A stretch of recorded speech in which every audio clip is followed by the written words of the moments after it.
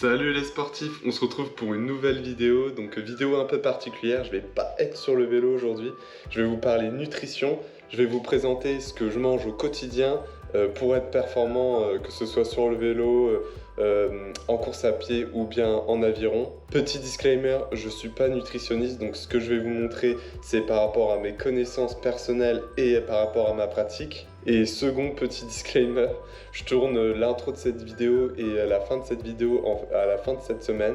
Et depuis, je suis allé chez le coiffeur et je me suis tondu la barbe. Donc si vous me voyez différent dans la vidéo, c'est normal. Donc dans la première partie de cette vidéo, vous allez voir ce que j'achète en général lors des courses. Après, ça va être assez varié parce que chaque semaine, j'achète des choses différentes. Et dans la seconde partie, je vais vous montrer quelques recettes que je réalise régulièrement et qui pourraient peut-être vous donner des idées par la suite. Allez, c'est parti! Je vais donc maintenant vous présenter les aliments que j'achète pendant les courses et donc que je consomme au quotidien. Pour être méthodique, je vais déjà vous présenter les aliments qui m'apportent un maximum de protéines, puis les aliments qui m'apportent un maximum de glucides et enfin les aliments pour les lipides, car vous le savez, c'est les trois grands macronutriments qui composent la nutrition. Quasi tous les aliments ont des protéines, mais il y en a qui ont des pourcentages plus élevés qui permettent un meilleur apport. Ce qu'il faut savoir, c'est qu'en ultra endurance, c'est ultra important d'avoir un fort apport en protéines pour vraiment préserver sa masse musculaire malgré les efforts de très longue durée. Généralement, on préconise environ, je crois, l'OMS, c'est 0,8 g par kilo de poids de corps de protéines par jour, mais c'est vraiment une valeur qui est très très faible, je trouve, surtout pour des sportifs. Donc je pense pour quelqu'un qui fait déjà un minimum de sport, il faut au moins être, à mon sens, à 1,4 g par kilo de poids de corps par jour.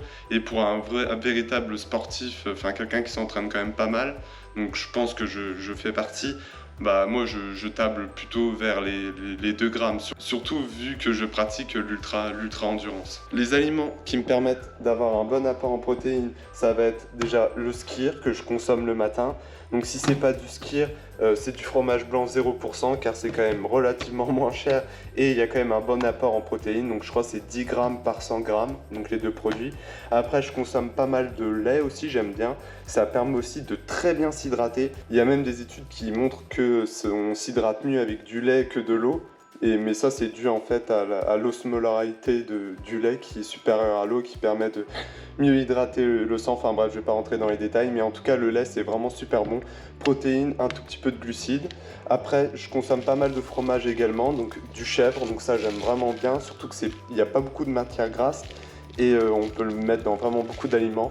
Forcément fromage râpé, hein, on en met dans les pâtes, etc. Après au niveau des viandes, j'évite quand même de consommer énormément de viande, d'un point de vue déjà environnement et d'un point de vue financier. Maintenant ça coûte super cher. Vous verrez, je me supplémente en protéines avec de la protéine en poudre, donc de la whey, je vous montrerai ça tout à l'heure. Et donc souvent j'achète plutôt du filet de poulet, donc du blanc de poulet que vous allez voir, enfin que j'utilise dans plusieurs recettes. Et aussi les lardons. De toute façon ça j'ai pas le choix parce que pour faire les carbos c'est incontournable vu que ma copine c'est limite son repas numéro 1, donc on n'a pas le choix. Et des fois j'achète des galettes végétales, donc et en plus là c'était date de péremption très proche, donc c'est moins cher, donc moi si c'est quand même moins cher je prends. Et du coup vu que je mange pas énormément de viande, je consomme par contre beaucoup d'œufs, donc voilà, des œufs bio. Et ça permet vraiment d'avoir un bon apport en protéines et des bons lipides. Faut savoir que les œufs en plus on peut les consommer dans différentes façons, que ce soit au plat, à la coque, les œufs durs, les œufs brouillés, enfin bref. On peut vraiment le manger dans plein de formes différentes. Il faut savoir aussi que du coup les œufs, le midi souvent c'est ce que je mange à la place de la viande, donc je en mange 2 ou 3, surtout quand je vais au CEA et que je fais pas du télétravail, donc c'est vraiment quelque chose que je consomme très très souvent. Je vous conseille de les prendre aussi bio parce que déjà au niveau qualité nutritionnelle c'est quand même mieux, au niveau qualité gustative c'est mieux et généralement c'est quand même relativement mieux. Après c'est pas comparable par rapport aux œufs de chez mes parents qui ont des poules chez eux, ils ont 3 poules, donc vraiment là c'est des œufs de super bonne qualité. Et donc maintenant au niveau des glucides, donc les aliments qui m'apportent les sucres et les glucides, vous allez voir que moi je suis pas dans un régime cétogène, c'est-à-dire un régime où on mange pas du tout de sucre. Surtout que, après c'est mon avis, je pourrais peut-être le développer dans une autre vidéo, mais c'est pas un régime qui va permettre de performer sur des activités d'endurance. Enfin, au vu de ce que j'ai lu au niveau des études scientifiques et mon propre ressenti, c'est pas quelque chose sur lequel, en tout cas, je vais me tourner. Donc, ces aliments qui contiennent beaucoup de glucides et qui me permettent donc d'avoir un bon apport en glucides, ça va être les aliments suivants. Tout ce qui est déjà un peu, on va dire, féculent, couscous, pâtes, riz, la base. Le miel, on peut le compter dedans, donc ça m'arrive de faire des petites tartines au miel ou mettre dans des recettes. Les wraps, ça c'est vraiment une dinguerie. J'espère que je pourrai vous montrer ma recette de wrap avec plein de légumes et tout, vous allez kiffer. Après, j'achète pas du pain à la boulangerie parce que j'en ressens pas forcément le besoin. Et du coup, pour des côtés pratiques, je prends du pain de mie complet. J'utilise aussi des galettes dépôt d'avoine. Ça c'est bien, c'est plein de fibres et plein de protéines. Donc pareil, c'est un aliment, on va dire double, protéines, glucides. Très bien pour faire des tartines. Après, il y a les flocons d'avoine, forcément la base le matin. Faut quand même se faire plaisir, donc des pains burgers, parce que le week-end, ça arrive qu'on fasse des burgers. Après, il y a tout ce qui est blé, grains de blé, qu'on oublie souvent, des aliments qui apportent des glucides comme ça, qu'on oublie souvent. Et on peut dire aussi pois cassés, donc pareil, c'est des aliments qui contiennent pas mal de glucides et aussi pas mal de protéines, donc c'est vraiment tip top. Et maintenant, je vais vous présenter donc tous les autres aliments donc qui me permettent d'avoir un apport en lipides et aussi maintenant tout ce qui est légumes et fruits.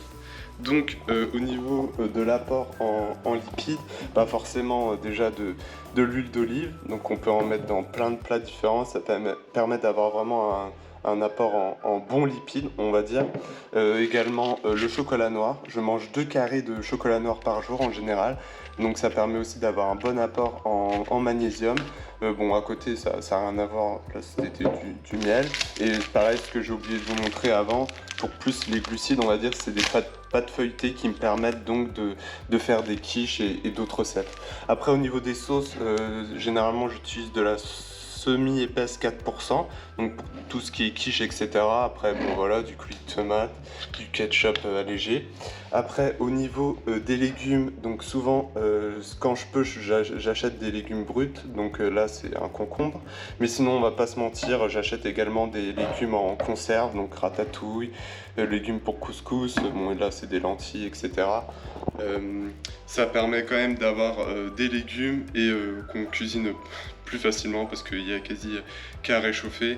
Et en plus, vu que moi je fais mes courses à vélo, des fois c'est un peu galère d'avoir plein de légumes en vrac. Après, j'ai également des légumes surgelés, donc là c'est des légumes de veau et là ça va être des légumes, juliette de légumes, et encore là derrière potage de légumes. Les légumes congelés, c'est pas si mauvais que ça parce qu'en fait ils sont congelés dès la cueillette et ça permet en fait de garder la qualité au niveau nutritionnel du légume et pas qu'il soit dégradé. Même si le visuel c'est pas très grave, mais vraiment tout ce qui est la qualité nutritionnelle du légume. Donc c'est vraiment une bonne alternative, je trouve. Au niveau des fruits, donc généralement comme je l'ai dit, je mange une banane chaque matin, tous les midis une pomme. Et après ça varie, le soir souvent je mange, ou même pendant le goûter, l'encas, donc là ça va être de la compote de pommes, pareil, le soir souvent. Ça c'est de la confiture de fraises que je mange le matin souvent dans mon skyr. Et là pour le coup c'est des cerises. Et j'ai oublié de vous montrer un aliment phare de mon alimentation, c'est le beurre de cacahuète. Ça, on peut pas y échapper, dans les tartines, dans les gâteaux, dans tout, c'est trop bon. C'est plein de protéines, plein de fibres, enfin c'est vraiment bon pour la santé. Souvent mélangé avec la confiture sur du pain de mie ou autre. Après c'est bon pour la santé, mais au niveau calorique c'est très élevé, donc faut pas trop en abuser, sinon ça fait vite monter le total calorique de la journée. Le deuxième aliment phare que j'ai oublié de vous montrer, c'est les fake Belvita. Ceux qui me connaissent bien, ils savent que moi je tourne au Belvita, donc que ce soit pour les goûter ou pendant l'effort, pendant les sorties. Et bah là c'est des fake Belvita, bon c'est la même chose, c'est juste que c'est un peu moins cher. Et franchement on tourne bien avec ça. Et donc à côté je consomme quelques compléments alimentaires comme je vous l'ai dit, dont de la protéine en poudre de chez Bulk. Donc là c'est goût chocolat cookie et ça me permet vraiment de maximiser mon apport en protéines pour éviter de manger de la viande. Bien sûr, il n'y a rien de dopage, c'est uniquement du lait déshydraté, donc c'est comme si je buvais énormément de lait, qu'il n'y a rien qui est dangereux pour la santé. Après, à côté, je prends également des oméga 3 qui permet en fait d'avoir une bonne balance entre les oméga 3 et les oméga 6 qu'on retrouve beaucoup plus facilement dans l'alimentation. Ça a un côté anti-inflammatoire, enfin plein de bienfaits pour la santé.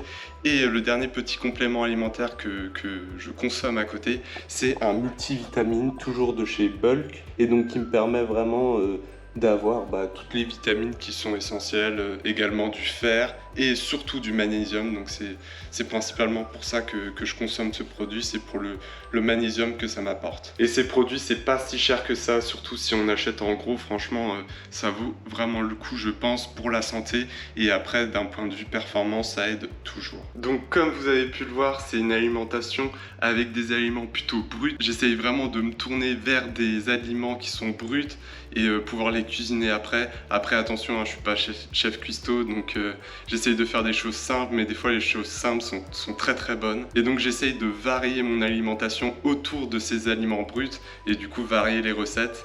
Et dans cette deuxième partie de vidéo, je vais vous présenter quelques recettes. Une recette du matin, une du midi, une du soir et une pour un dessert ou une collation. Et on se retrouve le matin, donc pour le petit déjeuner, je vais vous montrer ce que je mange le matin. C'est quasi tout le temps la même chose. Des fois, bon, ça arrive le week-end que je fasse des pancakes ou des crêpes pour le matin, pour ma copine et moi, donc ça c'est vraiment cool. Mais en général, la semaine, je mange toujours la même chose. Du skyr, soit c'est du skyr, soit du fromage blanc, une banane, et en fait je mélange avec de la confiture, le skyr les jours où je m'entraîne le matin, donc pour maximiser les glucides, les sucres. Et en fait quand je m'entraîne pas le matin, et en fait je mets de la whey à la place de la confiture. Et vu que ce matin je vais au CEA, et je vais mettre de la whey. En termes de quantité, les seules choses que je pèse en fait c'est le fromage blanc pour être sûr que tous les matins j'en ai. Et la whey, il y a une scoop. Et après les flocons d'avoine également. Et sinon en termes général je pèse plutôt on va dire les glucides, donc tout ce qui est semoule, riz, pâtes, etc. Et j'essaye en général je suis entre 100 et 120 grammes pesés crus avant d'être cuit. Bon, j'avais dit 250 grammes mais en fait je m'en suis mis 300. J'ai relativement faim ce matin. Hop, la whey est dans le bol et maintenant on mélange. Donc en termes généraux, je mets entre 60 et 80 grammes. Aujourd'hui, ça sera 67 grammes. Et voilà, le visuel à la fin. Bon, c'est vrai que visuellement, ça n'a pas l'air ouf, mais en vrai, c'est très très bon. Surtout que en fait, ma whey, elle a un goût. En ce moment, c'est chocolat cookie. Donc en gros, c'est une espèce de crème chocolat cookie avec les flocons d'avoine. Et moi, j'aime bien les flocons d'avoine, donc c'est top. Et rajouter à ça la petite banane et le café qui va bien. Et puis on va se faire un bon petit déjeuner. Ça, c'est vraiment une dinguerie. Je mettrais une petite note de 9 sur 10. Puis en plus avec le skyr par rapport au fromage blanc, c'est que ça cale beaucoup mieux puisque la consistance elle est un peu plus épaisse. Donc vraiment si vous avez faim, c'est tip top.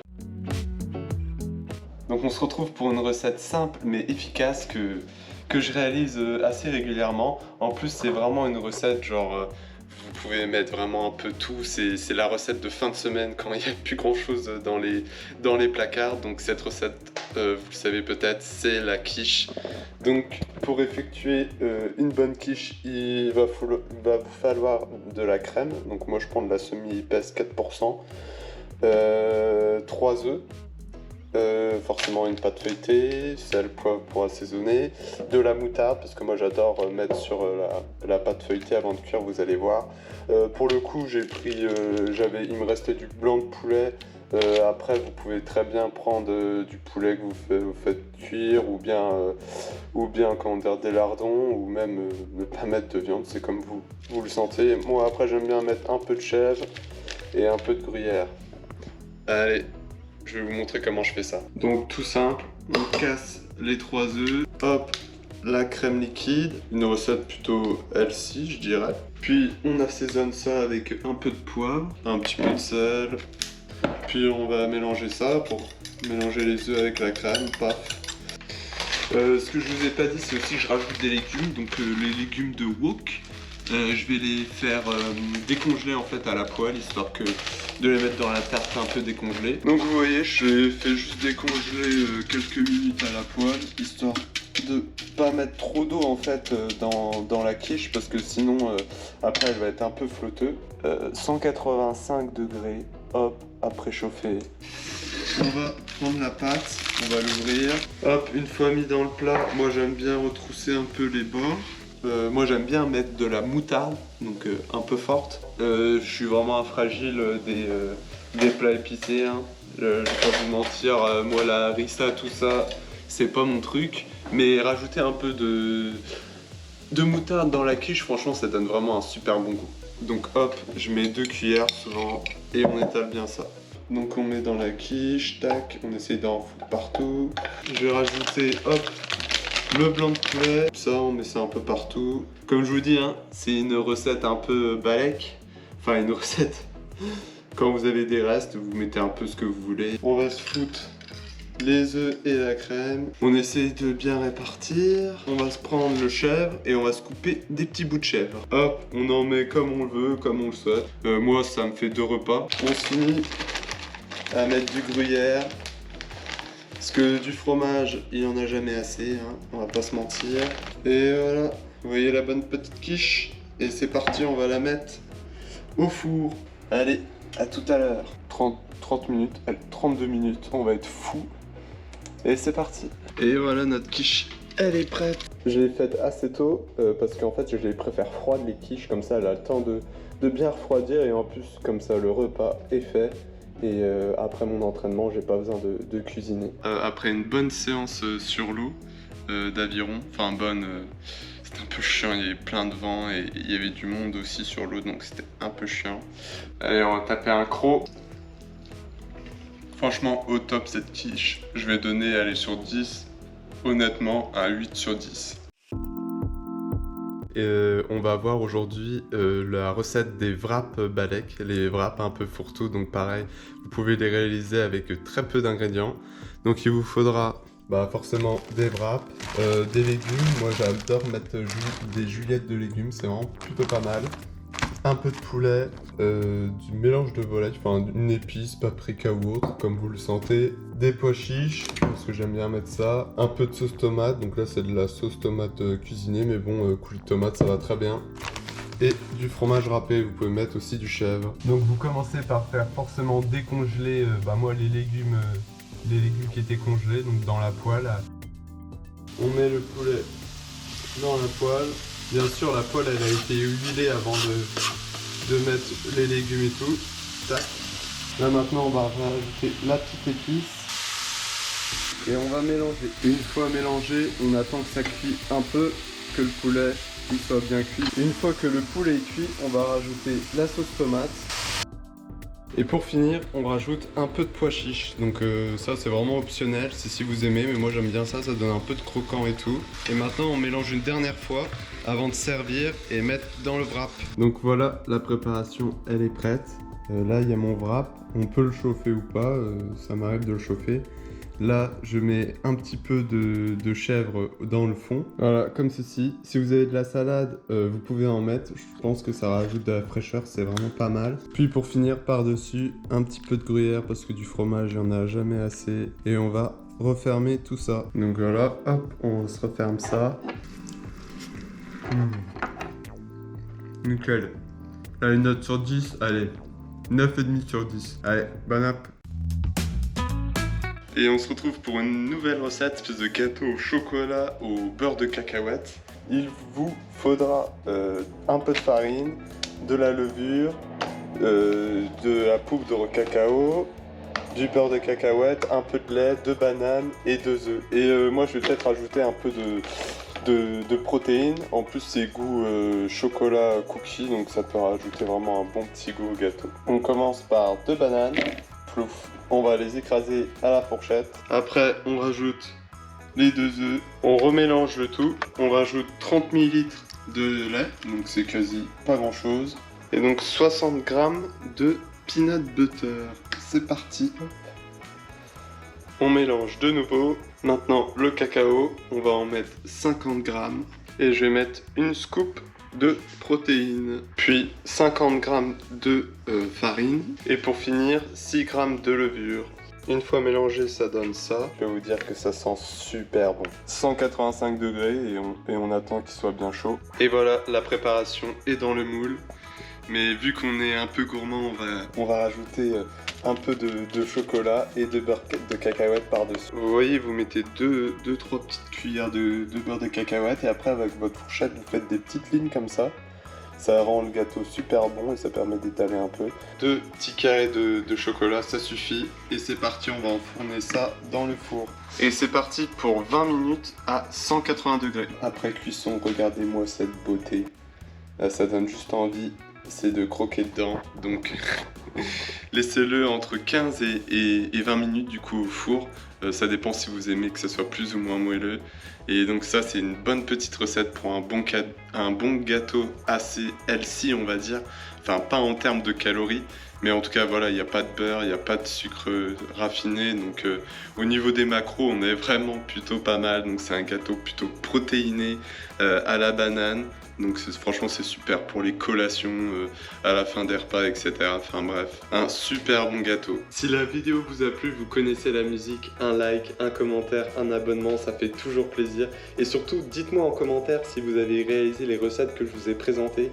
Et dites-moi si elles étaient bonnes, si elles vous ont plu. Je pourrais refaire d'autres vidéos sur la nutrition, mais sur ce que je consomme pendant l'effort et juste avant, peut-être que ça peut vous plaire. Dites-le moi également en commentaire. Et sur ce, on se retrouve très prochainement pour de nouvelles vidéos qui seront sur le vélo, mais surtout, entraîne-toi. Allez, salut!